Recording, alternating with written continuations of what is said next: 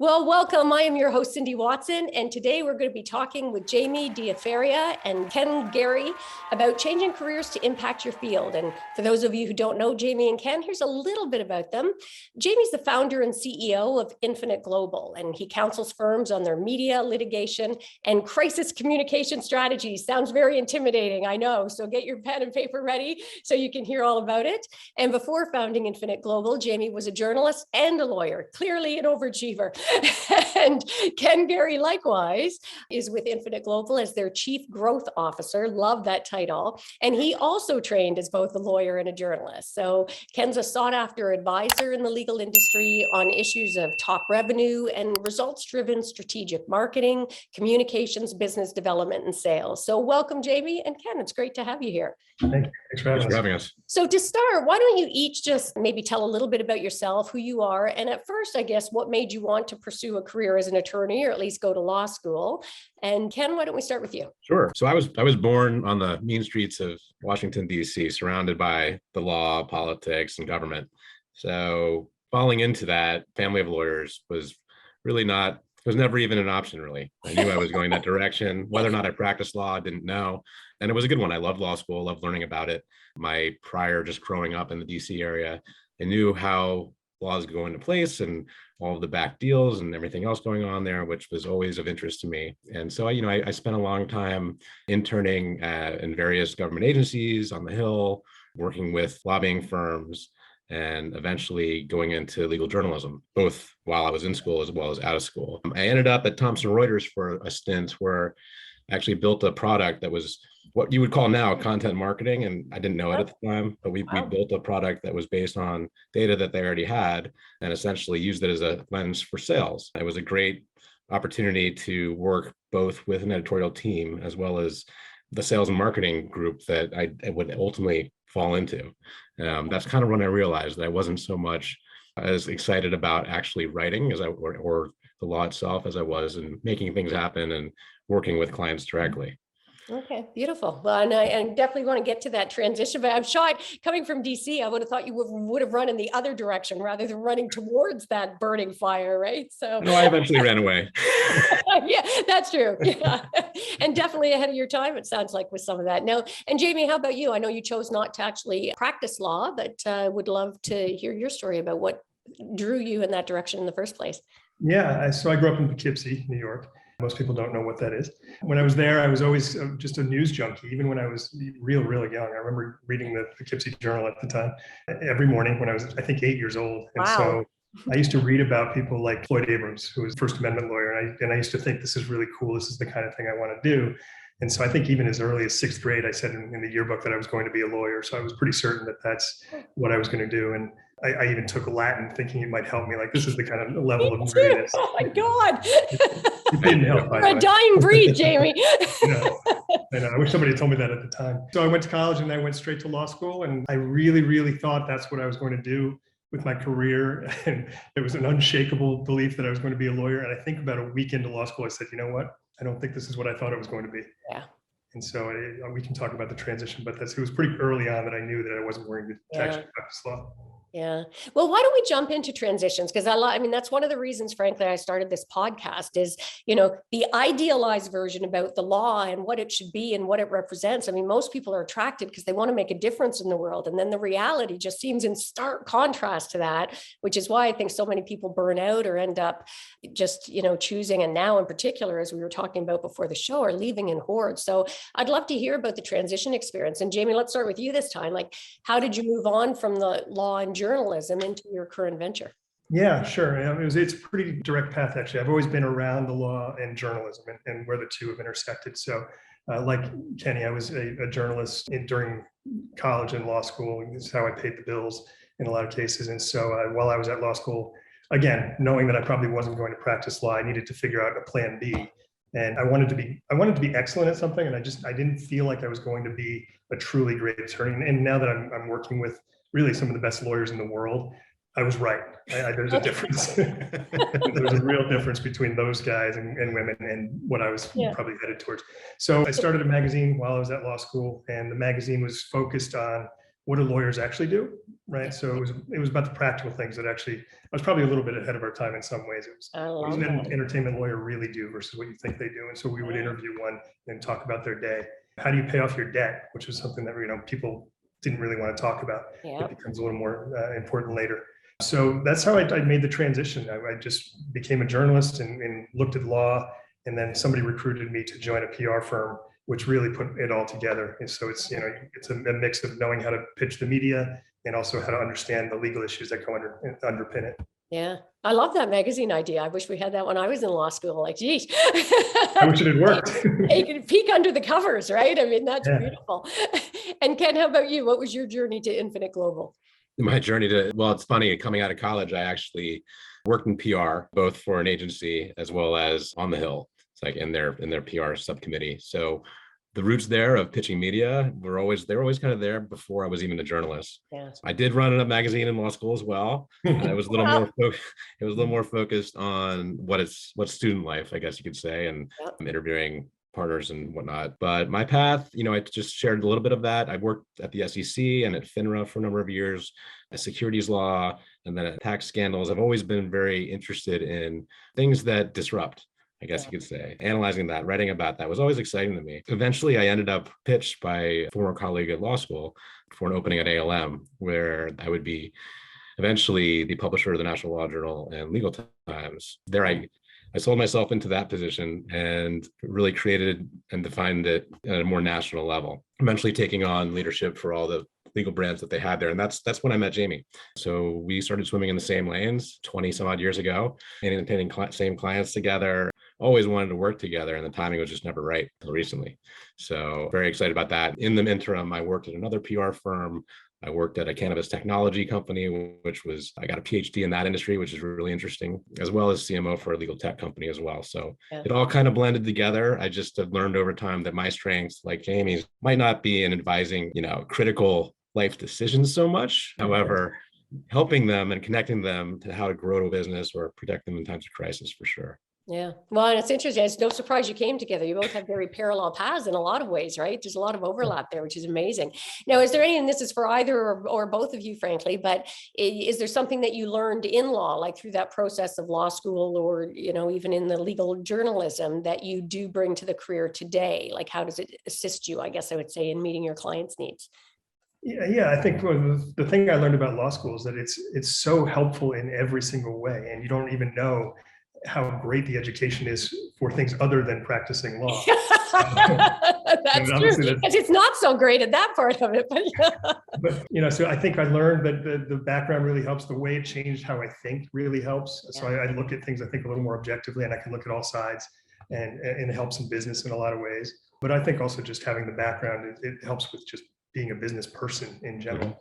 Right. So there's a lot. And I think just also the one thing I've also liked about the law was that you do get exposure to a lot of different areas and learn a little bit about everything. And you look at what Ken's done with his career, and it's allowed him to do so many things, right? Which is great. Yeah, for me, I would say, validating that there's never necessarily a right answer.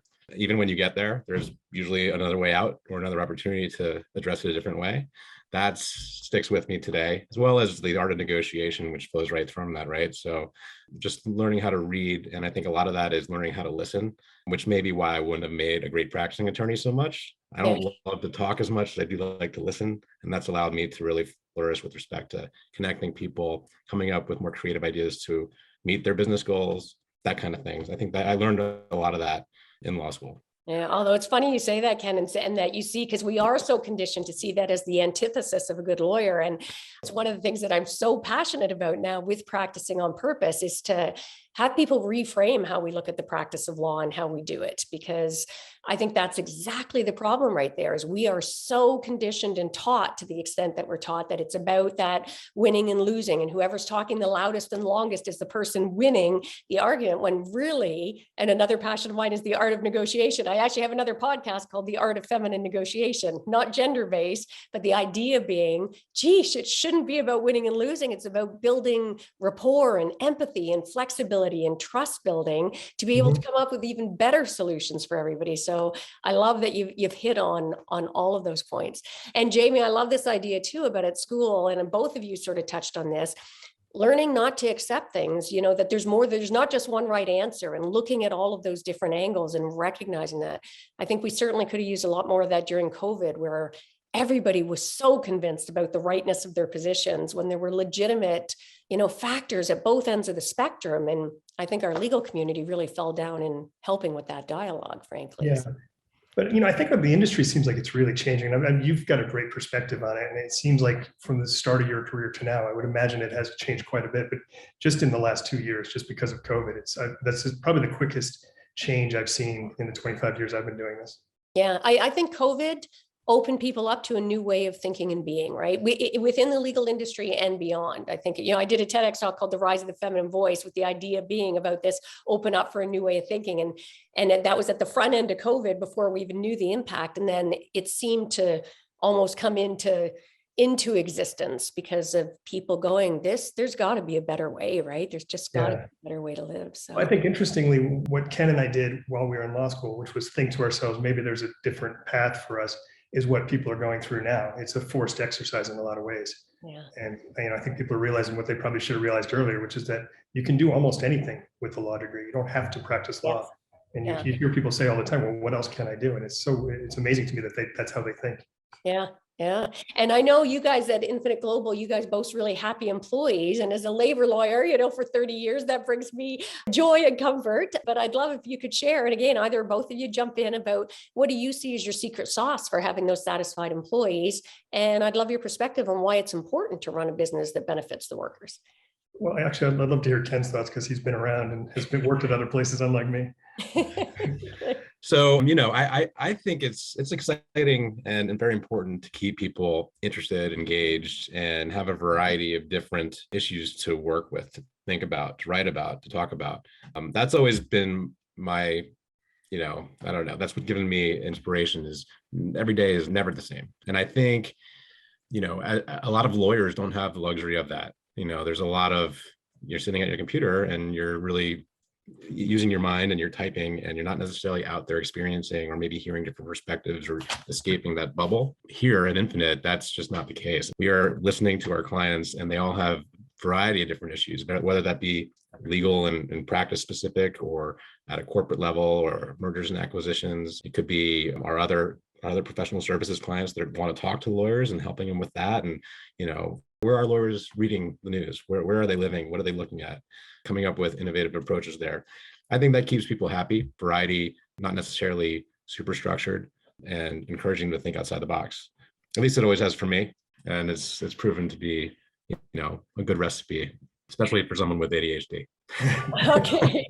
And I think there are some great lessons here too, because as you were speaking, I was thinking, it could be like this for lawyers. I think on two levels. One, as you guys have both pointed out quite properly, you can do a heck of a lot with a law degree, right? Like if you really are not enjoying the practice of law, if you don't feel that passion or feel on purpose with it, there are other alternatives there, lots of opportunities. You can create your own, as you did, Jamie, right? Or find your own, as you did, Ken. But for those who want to stay within the practice, but you've lost your passion, everything that you just said can applies, right? And the fact that you guys are focused on having happy employees, my gosh, I think back when I started law, it was like the grind and the drive, and you better be the first person in the office and the last person to leave when you're starting, and billing, cranking out those hours no matter what. And I think we are starting to see a shift now. The younger generation are like, I don't want any piece of that. In what universe is that a recipe for a happy life? So anything you wanted to add, Jamie? Yeah, no, I think Ken's absolutely right. You do need some variety. We spend a lot of time, and we always have, I guess I'm patting ourselves on the back a little bit. We've always spent a lot of time trying to make sure that the experience our employees have is individualized for them, and tailored in a way. So we use the choose your own adventure model pretty frequently, which is basically, this is what your job is, but what else do you want to do? And we have those conversations pretty regularly, because we know they're very smart people. They could all go somewhere else if they want to. And with headhunters recruiting the way they are, they're picking them off left and right. So we work really hard to keep the people we have, and it seems to be working. Yeah, I mean, you add someone like me, people want to stick around. Right, there you go. Yeah. And again, beautiful lesson out there for all of our listeners, right? Whether you're looking to move outside of the practice of law or whether you're looking to find a different way to practice law. I mean, look within your own firm structure. I really invite you to think about, because there's a whole bunch of different practice areas. There's an infinite, as many ways to practice as there are lawyers. So find what works for you. I love that tailored approach that you talked about. So Jamie, I'm sure everybody's like, I want to hear more about what these guys do at Global Infinite. You're piquing our interest here. You're teasing us, Cindy. So Jamie, why don't we start with you? Tell us a little bit about like what you do there. Like, what does media litigation and crisis communications mean? As I said, it sounds pretty intimidating. Yeah, so we get hired for a few different things. The core of what we've always done has been media. So for example, law firms typically will hire us. We'll represent certain practice groups and attorneys within those groups or industry groups, and we'll get them in the media. So the New York Times is running an article on a big antitrust action. We need an antitrust lawyer to comment on it. Not say anything controversial, just provide some commentary so that they can plug it into the article. People like us do that work behind the scenes, and we're working regularly with reporters. So that's the straight media relations, and there's a lot of that goes on. And then there's the crisis and litigation, which I think is maybe the more interesting stuff in a lot of ways. And we work on a number of, just read through whatever's in the news, some of the biggest cases that are out there, and some of the bigger crises as well. So, I think it's a similar skill, litigation and crisis. You just need to really, I think that's where the legal background helps. We really understand how to get up to speed quickly in a case, and lawyers don't have to waste a lot of time explaining basic concepts to us. So that's where the legal background has helped quite a bit. But, you could pick that up even without a legal background. You could just sort of learn that along the way. And then we do design work. We do sort of digital media, social media, things like that, and a lot of content. So that's really the bulk of what we're doing now for law firms. Yeah. And what are some tips that you would have for our listeners out there on any of those issues? Because I think these are things that lawyers are terrible at for the most part, like notoriously terrible at being able to promote themselves or market themselves. So what would be some of your top tips on, whether it's dealing with the media or crisis communication? Yeah, I mean, I think lawyers are bad at many things that actually relate to the media. So they don't know how to write an article that's really interesting to the end user, the reader. And so we spend a lot of time turning their intelligence into something that's actually readable. So that's one thing that they probably should hand off to other people, but they don't want to. I think they also don't often understand the media and what the role is. So they'll over legalize it, for lack of a better word. Yeah. And so we've trained folks on how to not be such a lawyer when you're talking to a reporter. And I've seen people who have actually scared reporters into not wanting to use their quote because it was so many caveats and disclaimers beforehand. They thought they'd get sued if they even used their quote. So they just need to learn to be more human, but they also need to figure out how they can translate what they can talk about into something that is useful for the media. We spend a lot of time doing that. Okay, beautiful. A human, that's so perfect, because it is. I think there's something about the practice of law that if you don't approach it with real intention, it can suck the humanity out of you. And it's remembering to keep that. Well, it's also really more noticeable in the crisis side of things, because lawyers come into a crisis and they treat it as a lawyer. But a lot of times it's the human side that you can't ignore. So for example, when there was a United flight and they were dragging the passenger down the aisle and they had video of him and there's blood. Oh, yeah. I think the lawyer's initial thing was, well, don't say anything that's going to admit liability. There's a video of somebody being dragged down an aisle, right? So at that point, the lawyers should step aside, and you just need a human to say, we're sorry. Clearly, that shouldn't happen. Yeah. Well, and even in our litigation, it's funny as you say that. And I think maybe it's because I grew up in sort of a low rental, apartment complex in a tough neighborhood. So maybe it just came intuitively, but I always humanize my arguments. And I know it drive counsel on the other side great. Like I'd bring in my kids, examples, I wanted to make it as personal and human as possible within their first few minutes in the opening statement. And I found that was definitely the exception to the rule in terms of most stand up there, so stayed reading off their script, right? There was just so little humanity. So Ken, what are the big issues that you find keep coming up in your work as an advisor? Oh, well, among other things, I would say, just to trail off of Jamie's points, lawyers, I think, are best at doing, practicing the law. So the idea of consuming half or more of their time to making sure that they're in the news or creating the right content, while they might be amazing at that, it's just not the best use of their time, and it's probably not billable. So that's where I find it makes sense to engage someone like us that can help them, that understand the issues, that understand their voice, and that we can really replicate that and expand on that. And then of course, advise on like how to best use that content, whether that be through digital channels, social media, and what audiences and what their business goals are. Are they looking to get new clients? Are they just looking for more profile? Do they want to win an award? Is it about a case that they've won? There's, a number of tactics that we take that Jamie mentioned that, they're all really important to tie together, but that's something we can focus on. So it's been very helpful for our clients and everywhere I've been. It's just a matter of breaking down, and it comes down to a human element with lawyers, which, there's a joke there somewhere. But we try. We're pretty good at that. But I would say the largest issue that I've come across is, how do we even talk to the audience? How do we get their attention? Whether that be from the law firms themselves reaching in-house counsel, or from legal service providers trying to reach decision makers at law firms themselves. And it's tricky, and it's not that easy, and you have to be relevant, you have to act quickly, you have to be thoughtful, and it has to resonate. And those are things that aren't necessarily super easy to identify, but that is what we do. So. Yeah, I think to follow up what Ken just said, they're not great at understanding audiences all the time. And so we spend a lot of time, for example, working with law firms on the conferences they want to go to. And a lot of times they'll say, we need to be at this conference, and they don't know why. They just know that a lot of their colleagues go there, or that it seems like that's the place to be. They've never done the ROI on it or looked at it and said, we've actually gotten any clients out of this. And so we do a lot of that too, and separating out the ego from the actual business objective of something. Yeah. Beautiful. Can you share some, and again, either or both of you jump in on sharing some secrets on business development for law firms? I know that's something you do. Obviously marketing is a piece of it. Any other tips or strategies that you would want to share with us? Yeah, I'll jump in. More than anything, it's being present, and it's being thought of at the right time. So while, I would say never give up, always be persistent to a degree. And this speaks to how I practice my role as well. Just being thought of when someone needs you, that's the most important thing. And the only way to do that is to be in their face, whether that be in person, through written channels, through podcasts, or even videos like this, right? So there's someone's going to remember out there that there's a labor and employment attorney out there with an amazing clock behind their head. Yeah. From halfway around the world. Yeah, I love that. That's true. Actually, that's interesting. As you were saying that, I'm thinking of my own practice, because I was always so present when you're young and you're hungry and you're excited, and I'm out doing client development.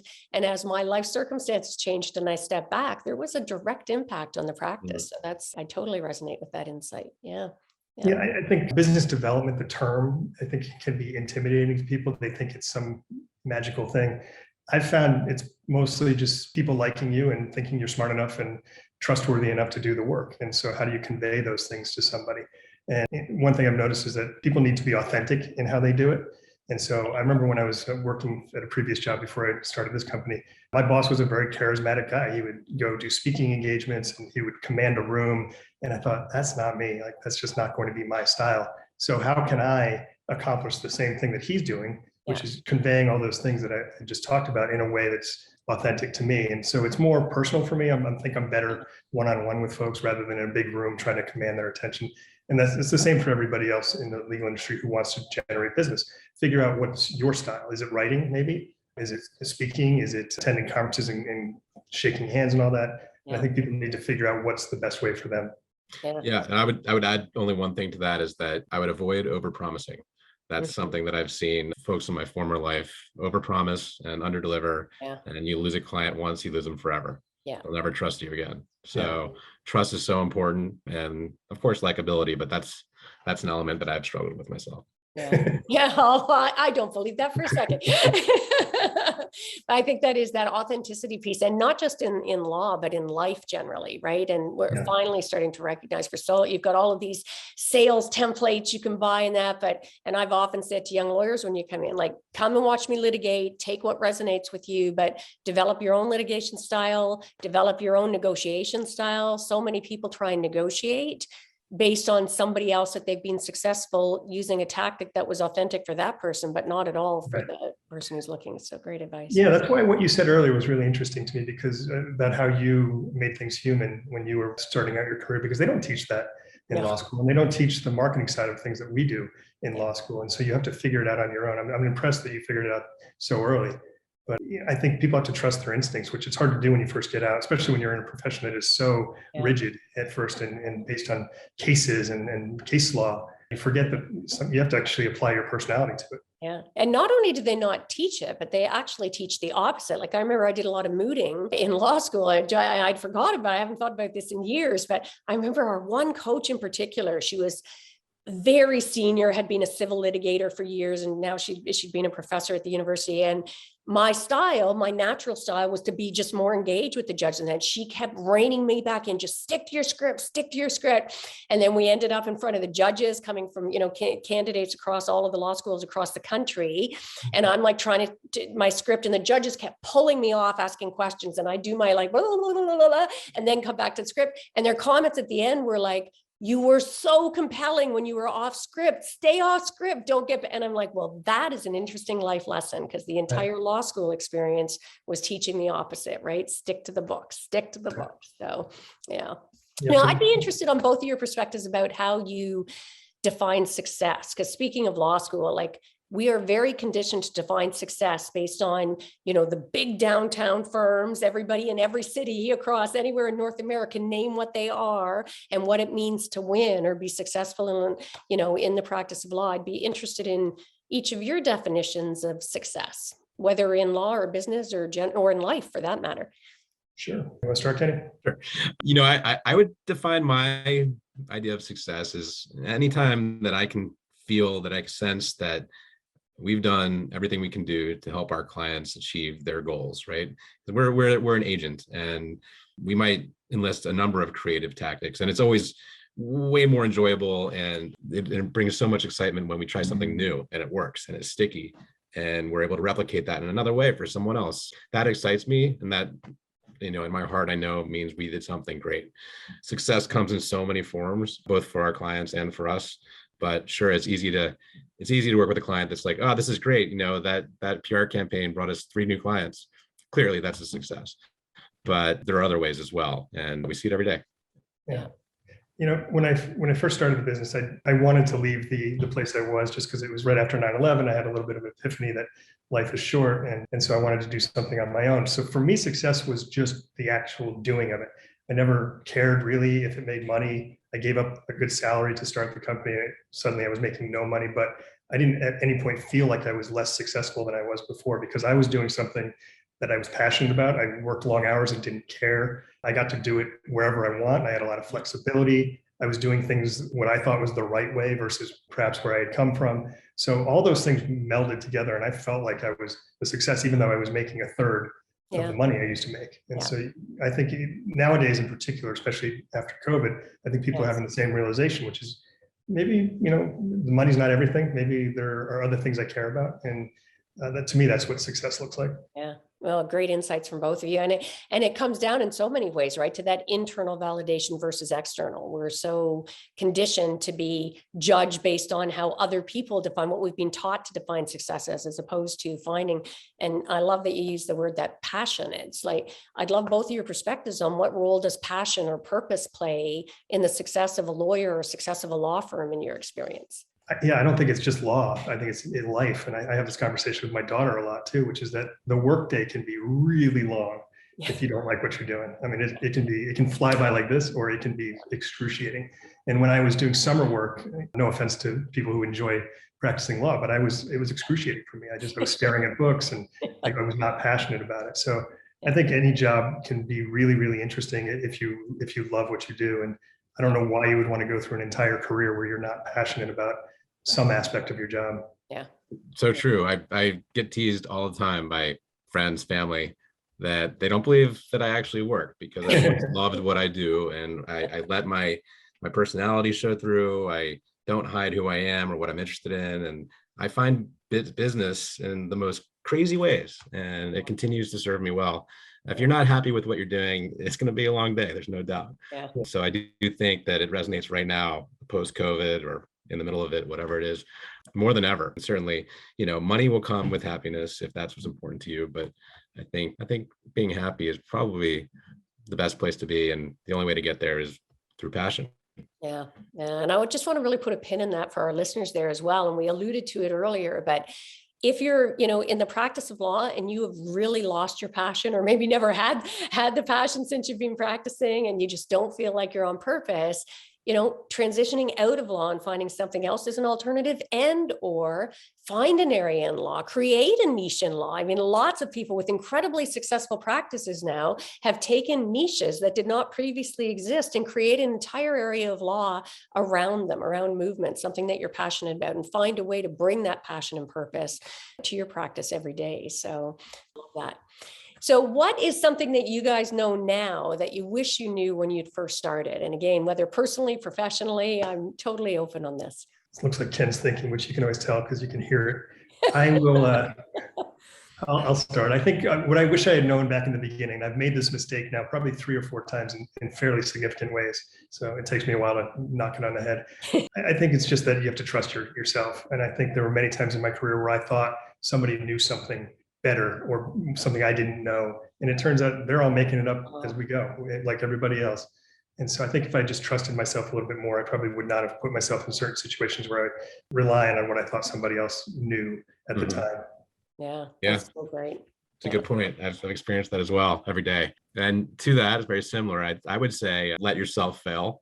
I mean, I've failed in a number of things, and it's only made me stronger, smarter, given me more bigger perception and appreciation of life and work. And if you never fail, it's going to hit you at some point, and you don't want it to be too late in life, because then it's going to hit or hurt even worse. So, I wish I had known that. I would have failed when I was really young.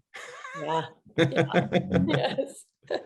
Well, it's funny because I do now really believe in that failure way forward. And I don't know if you read it. Is it Carol Dweck or Carol Dweck? I always get it wrong. She's the psychologist who wrote Mindset, and she talks about that fixed versus growth mindset. And prior to reading that book, if you'd ever asked me, I would have said, absolutely, I'm a growth mindset. I love to learn. I've always loved to learn. I'm passionate about it. But when I was reading that book, I'm like, no, I do kind of protect, like growing up, you're told you're really good at this and you don't want to jeopardize that reputation. So we stay in our comfort zones or do things that we know we're going to be good at, and we're afraid to fail. So I'd love to turn the clock back. Jamie, you mentioned your daughter.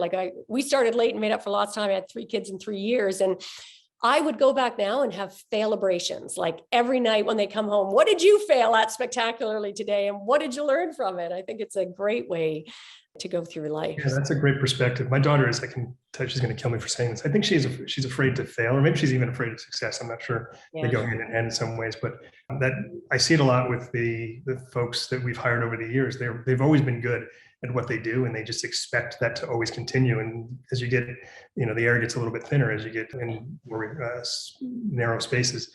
And so our job, you do fail. If you're reaching out to the media all day long, you're not always going to get what you want. You're not going to have success. It's not up to us. The reporters dictate whether they cover something. And so you have to get used to failing and failing a lot. And at some point you just develop a thicker skin about it. Yeah. Yeah. And I love how you tied together that fear of failure and fear of success, because I often call the fear of success the often ignored sister to fear of failure, right? I mean, we hold ourselves back in so many ways from that, whether, as you alluded to earlier, that imposter syndrome, right? Feeling you're not, and then you're like, geesh, I knew that. I could have done that, right? I mean, it's so important. And I can't believe how quick our time is going here together. It's been such an engaging discussion. I just love it. And I normally like to sort of wind up by asking, what is one of the greatest mindset shifts that you've ever had in your life? And again, this can be either personal or professional, but just one of those moments where you shifted how you look at something and it was a game changer. Yeah. I think for me, it was thinking more as a disruptor than just kind of going with the flow, and finding success there and having it resonate, and seeing a client of mine for the first time with a crazy idea of mine be like, you know what, that just might work. And that certainly opened my mind. And that was 20 years ago. And I continue to try to find those gray areas or some path that would make things different to help, whether it's a person or a company, differentiate themselves, or at least start a new conversation. Yeah, I like that, Ken. And it's funny because as you were saying that, it reminded me back to the conversation we were having earlier about, I think it was you, Jamie, who'd said about going to law school, about thinking differently. And Ken, you'd piggybacked on that as well. But even for me, I remember what a shock starting university. Everything, I took a history course, and everything I'd ever been taught about history, suddenly at university, they're turning it upside down on its head. No, the reasons you thought World War II started, that wasn't the reason at all. And it was just like, oh my gosh, it was such a beautiful eye. And when you say about disruptor, we could use a lot more of that these days. People questioning and disrupting and not just accepting the status quo, not just accepting some of the regurgitated information we're getting. I love that perspective and insight. Yeah. How about you, Jamie? Yeah, actually, there were probably two. I mean, one was when I went from public school to private school when I was younger, and it went from writing down what was on the bulletin board, memorizing it, spitting it back out, to suddenly going to a school where you had to think about things and think critically. The ability to shift and say, maybe there's another way. I think that was a big change for me, and it's opened up an entire career. Yeah, beautiful. And anything either of you would want to expand on? This has just been such a fabulous conversation. I want to thank you both, and make sure you have the chance if there was something you'd been dying to say that I didn't give you the chance to. I think the one thing I would just add, and it's kind of an overarching theme, which I talk to a lot of lawyers who I know are not happy with what they do, and either because they have debt, which is a realistic component, or they're just at a certain age where they think it's too late to change. There are a lot of people I know who want out, but they just don't feel like they have options, and it's so untrue. You can almost do anything with a law degree, and I think people need to realize that. Yeah, beautiful. Love that. Ken, how about you? You good? I don't have a whole lot to no, I don't think I have anything else to share, but no obligation. It was great. I know sometimes I'm get so excited about the conversation that I'm for all of you out there, I'm happy to chat if anybody wants to talk about their careers and ways that I might be able to shed some light. I know more non-practicing lawyers now than I do lawyers, and I know a lot of lawyers. Yeah. So by all means, the education serves a purpose. And for me, it's been just the ability to understand at least enough and translate legalese to more human level and be able to apply that towards a greater business or trend or something else out there that maybe you're not going to learn in school. So yeah, stick to it.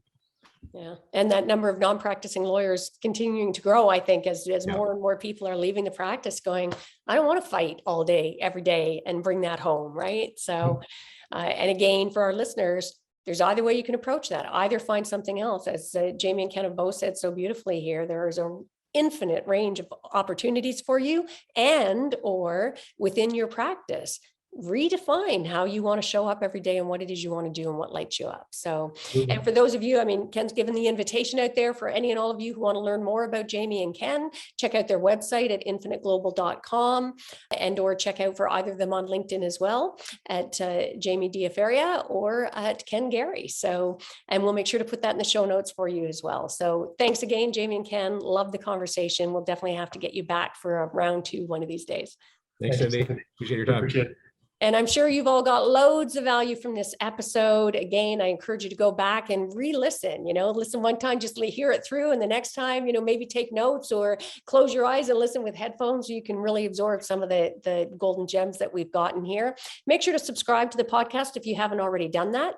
And share this episode with anyone that you think would benefit from this message, which would be basically anybody who practices law, is thinking of practice law, has left the practice of law. Definitely share the episode out there. And that is a wrap for this episode. So until next time, I invite you to go forth and find ways that you can practice on purpose. Find a better way to practice law so that you can rekindle your passion to go out there and make a difference in the world, negotiating your best life on your terms. Until next time, take care.